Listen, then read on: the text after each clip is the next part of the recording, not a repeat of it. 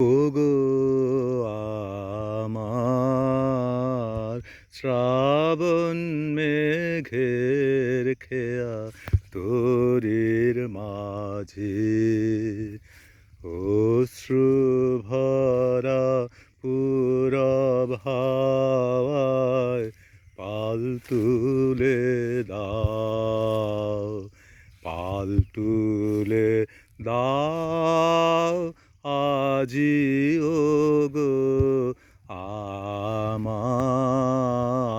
শ্রাবণ মেঘের খেয়া তোরির মাঝে। আমি এখন দামোদর তীরবর্তী প্লাবন ভূমিতে। শ্রাবণ মাস, সবুজে ভরপুর। সামনে এটি সর গাছ, পূবালি বাতাসে দুলছে। এই যে বিস্তৃত সর এবং কাশের বন, ভাদ্রে আশ্বিনে রূপালি সোনালি আভায় ভরে উঠবে। এই কাশবনের ফাঁকে ফাঁকে শিশু এবং শিমুল গাছের বিক্ষিপ্ত অরণ্য।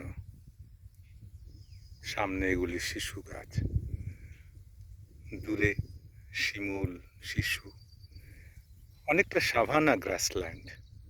হ্যাঁ, ঠিক তাই, আফ্রিকার সাভানা গ্রাসল্যান্ড এমনই হয়।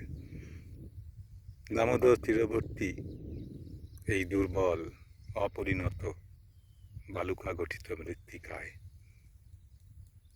শিশু এবং শিমুল এই দুটি বৃক্ষ সহজেই বিস্তার লাভ করতে পারে।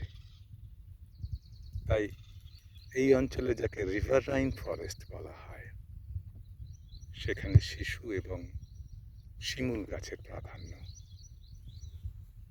এই অঞ্চল আমার কৈশোর বেলার সাথী, যৌবন বেলার সাথী। মনে হয় যেন প্রতিটি গাছ, প্রতিটি পাখি, পতঙ্গ সবাই আমার চেনা, কত দিনের আলাপ। এদের মাঝে এসে নিজেকে খুঁজে পাই। মনে হয় ওরাও যেন আমায় চিনতে পেরেছে। কথা বলতে পারে না, ভাষাহীন বোধের আদান প্রদান, শুধু অনুভব, শুধুই অনুভব।